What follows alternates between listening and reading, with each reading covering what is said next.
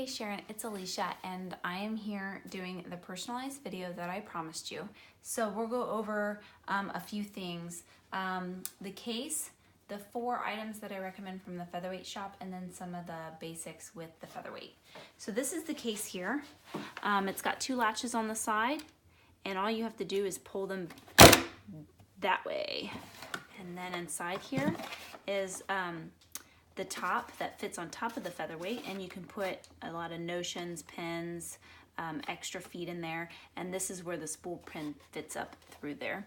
And then the featherweight goes inside there, and then that little bracket that you see over there is actually for a vintage, there's a pin, sometimes they stick in there, for a vintage oil can. So that is the case. Over here is the items that I was talking about that I recommend from the featherweight shop. The first is the thread stand. It fits right here in this oiling hole here. And don't worry about my fingerprints on the featherweight. We are going to wax this before we actually put it into the box. This here is the bobbin tension meter, which I have a separate video that shows you how to use that, and I'll send that to you separately. This here is the grease that goes onto the gears and then into the motor ports. This straw here is for the motor ports to clean out the old grease. You won't need to do this anytime soon because we've already done it for you. What's really nice is that inside of the tube, they supply you with this awesome how-to, which is really great to have on hand. And then, of course, the motor oil, which is really important for your featherweight machine. It comes in this cute bottle, and then this brass tip pulls up, and then you can get into all the tight spaces. So this here is the bobbin case and the bobbin that I'm going to show you how to thread. So when you're looking at the case, the open part is near you. We're going to send the thread through this little tiny hook here, and then it's going to click into place here. So the thread, I always have it coming out towards the right side. Stick it inside there, and I always spin it around once to have it go straight in that slit and then click into place. And then you're going to put that in, the thread in front of the bobbin case, and then there's this little tiny clip.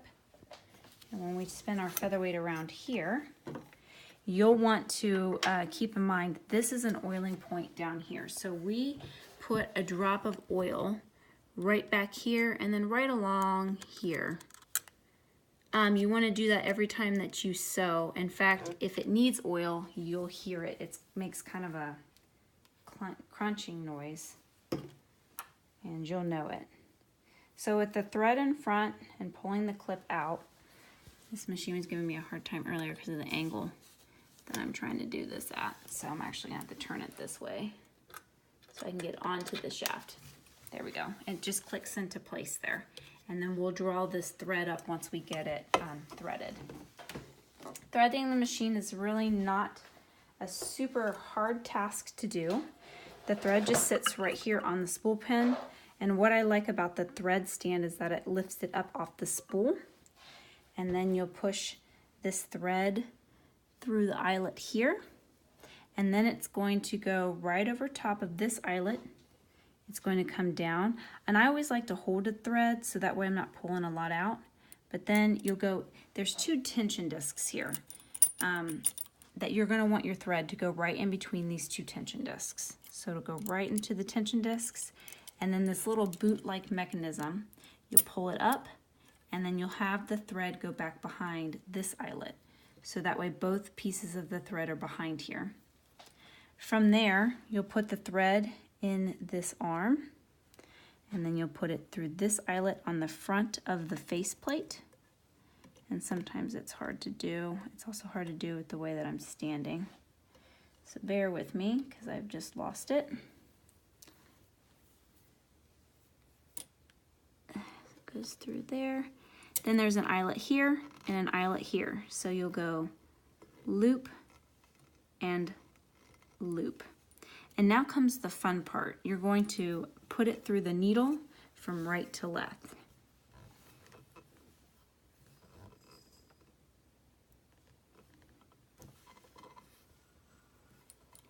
from there, we can take the hand wheel and we're going to go ahead and we're going to pull up the bobbin thread. And I like to have a small pair of scissors on hand, so that way once it loops up, I can just pull it straight back. So now our featherweight's threaded. When we go to plug in our machine, the Singer Featherweight S will go on the bottom, so the cord actually, it's kind of opposite. The cord sticks up and it just plugs right into the bake light here. This switch right here is for the light. So now we can actually do a few stitches since we have our machine threaded. This lever here is for the presser foot, so just put that down and then you can just press it.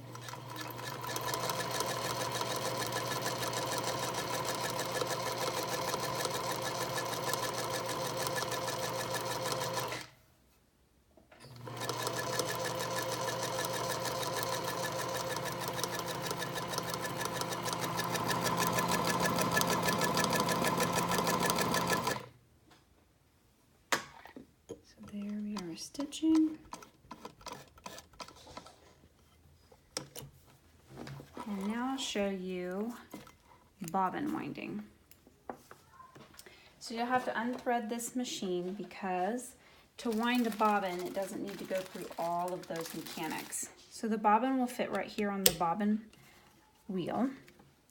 And then you'll push this down onto the belt, and this stop back motion knob, which is over here on this side, you'll pull it towards you. And what this will do, keep the presser foot from moving down. Now I can't remember if this one's got the cork or not. So it does. So see how it goes down even with that on there? That's because this shaft is worn. So what you'll want to do is just put the presser foot down, and that will prevent this from moving up and down.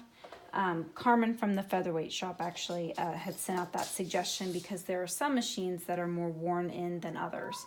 So this shaft is a little bit more worn. It's not going to affect the sewing of the machine, but that's how you can prevent that from going up and down.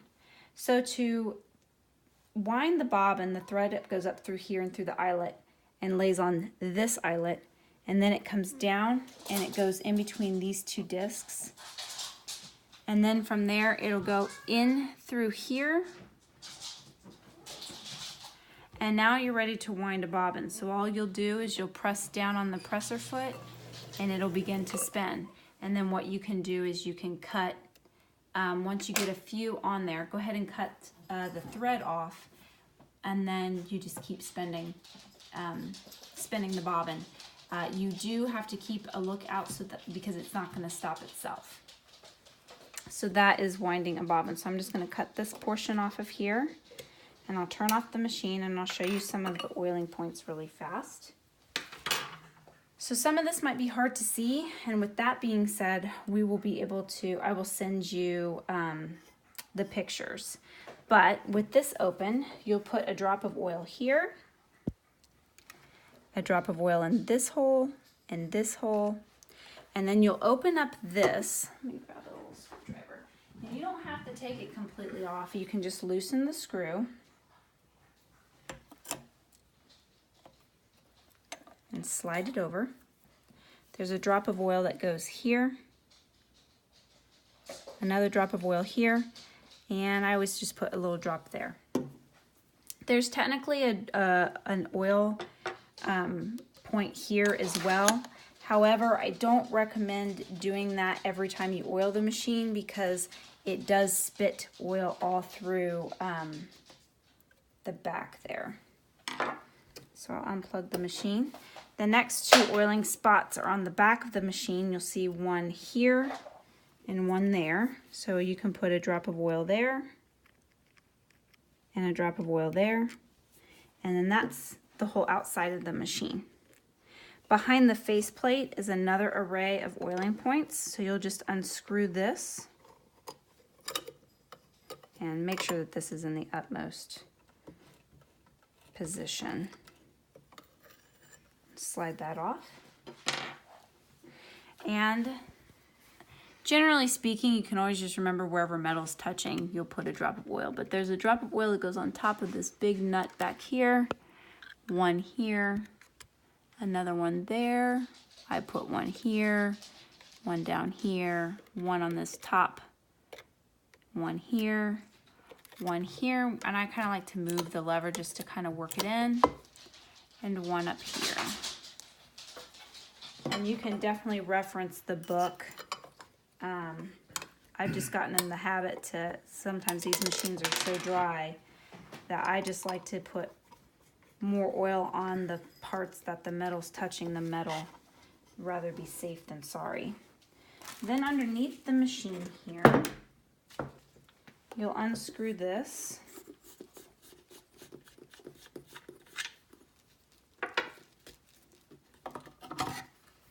And under here, a drop of oil goes here,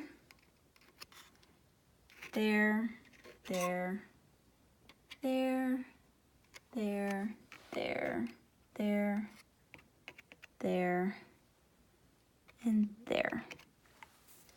And then you're done with the oiling points. So we'll just go over this machine one last time before we end up shipping it out. While we're waiting for the check to clear, just to make sure that there's no issues, which I don't anticipate there is because she is stitching fine.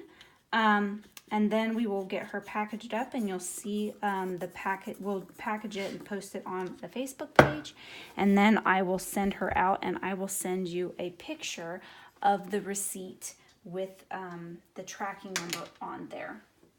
So if you have any other questions, let me know. I will send you the picture of the oiling points along with the video of the bobbin meter.